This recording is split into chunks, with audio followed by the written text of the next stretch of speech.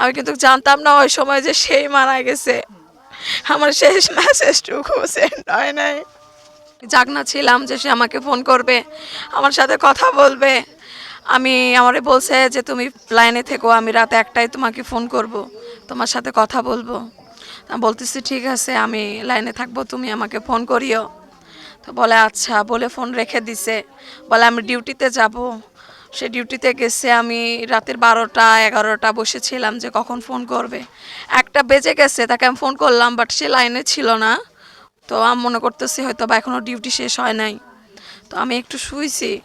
শোয়ার পরে আমার পাশের রুম থেকে মা কান্নাকাটি করতেছে জোরে জোরে। আমার কোন একটা ছোট দেওর আছে, ফোন করে বলছে সবুজ মারা গেছে। বাড়িতে দেখি হেডলাইনে দক্ষিণ সুদানে শান্তিরক্ষা মিশনে 6 জন বাংলাদেশ সেনাবাহিনী নিহত হয়েছে। তখন আমার ভাইকে বললাম যে ভাই এরকম এরকম দেখতো, ও তো ওই জায়গায় আছে। তা বললো যে না না, তা বললাম না ওখানেই আছে। তারপর আমার এক ভাই সেনাবাহিনীতে চাকরি করে ঢাকা, ফোন দিলাম।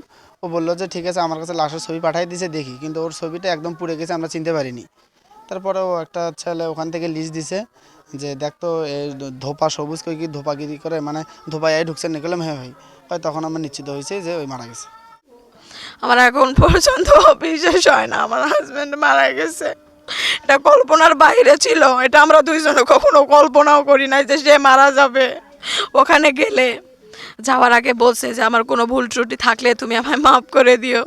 যদি ওখানে যাই মারা যায় আমি বলছি তোমার প্রতি আমার কোনো মানে দাবি নাই, তুমি আমার কাছে কোনো ভুল করো নাই, তুমি যেরকম আমার কাছে আসছো ওরকমই থাকবা। এরপরে তার সাথে আমার কোনো আর কথাবার্তা হয় না। সেনাবাহিনীতে যোগ দিয়েছিলেন কোন সালে মনে আছে আপনার? আমি ওগুলা কবার পারি না, আরো ভালারে আপনি কখন খবর পেলেন? হাতিরে বাঁচি বাবা।